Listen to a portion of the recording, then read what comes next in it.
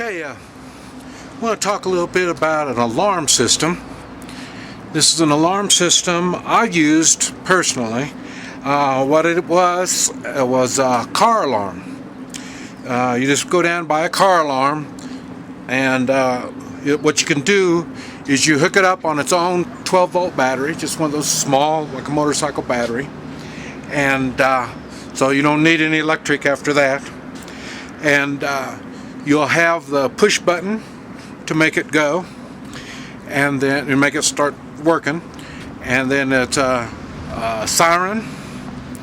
And this siren, what I did is I had it in my restaurant, and they were right there in front of the cash register. To get robbed, they come in front of the cash register, so I put it back behind them, so the sound is coming from back like this, up on the ceiling. I put up there, and the siren will just start wow, wow, wow, like that, right there. And I had it set up where I could push the button, like you would on your car, or I had it was just a toggle switch. I could hit that. And also, comes with a vibration little thing, so when they break your window out of your car, it'll go. Okay, I put that on the door, on a shelf. Well, it's not a shelf, just like a door, little door thing. And then I can use my foot and just, if I step back and have my hands up, step back, and once I push that door, then the alarm kicks on too. So there's different ways of kicking it on. This is what I used at the restaurant.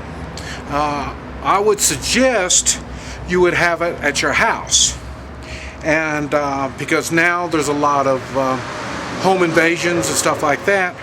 A lot of times what they've learned is they either catch you asleep or they'll catch you at the dinner table. So this way you got the alarm, push the button and make it go. I suggest the same thing. If your car's in the garage, you can still push the button and make it work if it works for that particular type of stuff. Some people's car alarm won't work in the garage stuff, but that'll still be a distraction. That'll give you a little time to find means to protect yourself or find a place to go, a safe place to go. But I suggest something like this. It's inexpensive, like $100, and you can also put it in a toolbox. And in a toolbox, it'll be portable, and then you can take it in different places instead of different places, and still use your little button to push and make it go. Also, one time I had a toolbox just especially set up for that particular type of situations, and I had it set up where it would kick off smoke. And so then when the alarm would, not only your alarm will start kicking on, well then the smoke will start bellowing out. And like I say, I use that when I clear buildings and stuff like that. Then I can go on and stick my toolbox up.